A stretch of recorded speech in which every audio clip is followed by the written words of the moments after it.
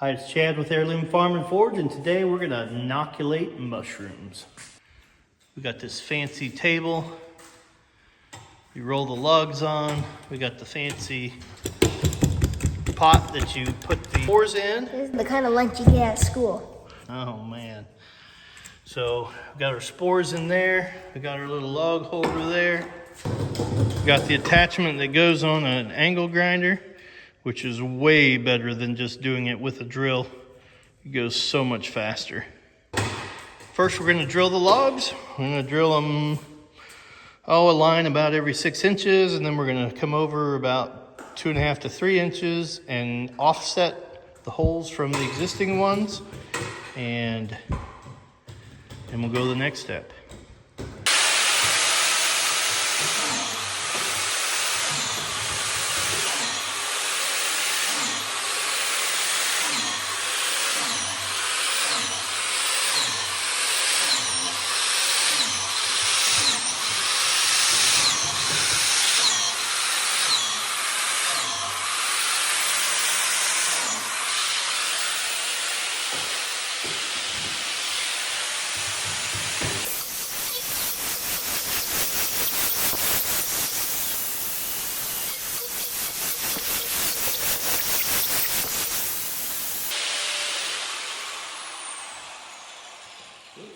Unplug my cord.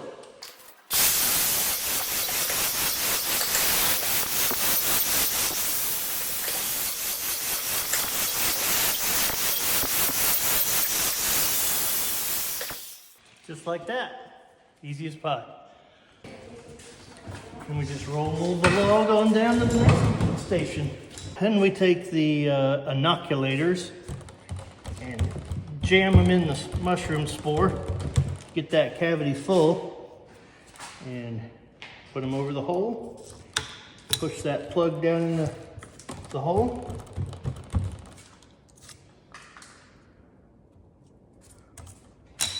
Plug them in there just a little below flush. So my buddy Brent had called me and asked if I wanted to come over for a mushroom planting party.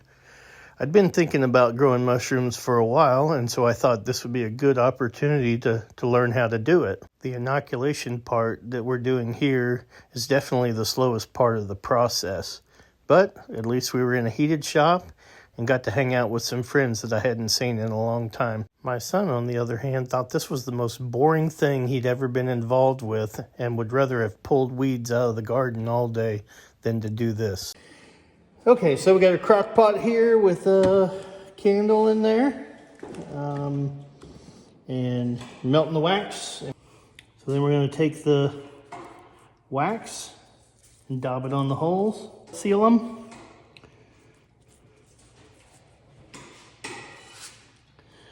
And that'll help keep the moisture in there and kind of help keep the bugs and stuff from getting in there and eating that mycelium.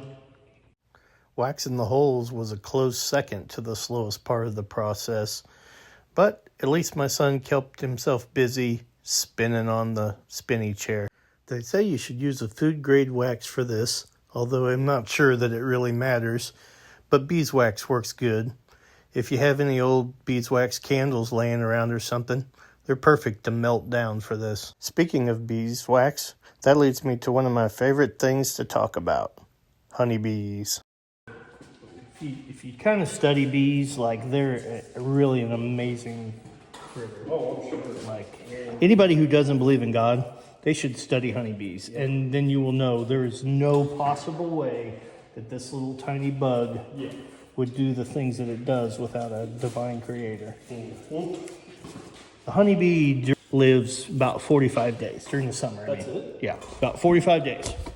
And so, which is another part of like, how in the world could they possibly know to do this stuff? I mean, people say instinct. Well, what do you think instinct is? Yeah. Anyway, right. In late fall, they start making winter bees that live 3 to 5 months. And then they all take off and they go right to the hive, the place where they have fun. And they'll make a bunch of queen cells, and a bunch of them will hatch, The one that hatches first will go around and kill all the other queen cells before they have a chance to be born. After talking about bees for long enough, we were finally done with the inoculation process. And Brent let me take home 8 logs to try to grow mushrooms for myself. Now we have to give the mycelium time to grow. It's like 23 degrees outside. I'm putting them in my shop for now. I don't think it'd be a problem if the logs were all colonized already, but since it's so cold and we just inoculated them, I want to give them a little bit of time in the warmer space. And I'll spritz them down with water and cover them up with that tarp.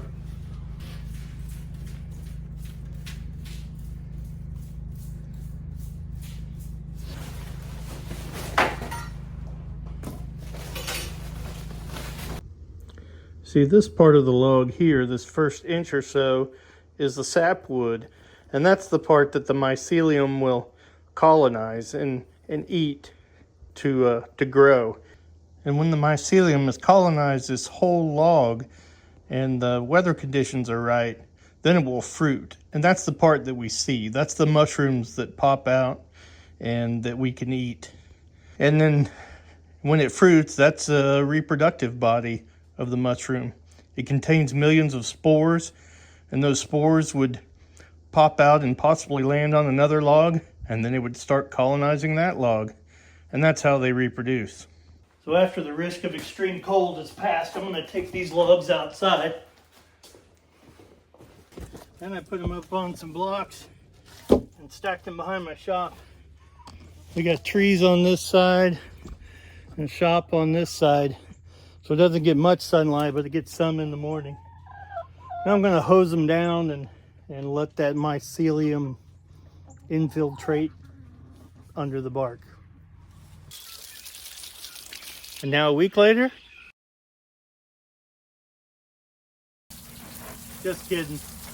It takes about a year for the mycelium to completely engulf these logs on the inside, and then maybe another 6 months to a year for it to actually fruit mushrooms, depending on the conditions, time of year, humidity level, and all that stuff.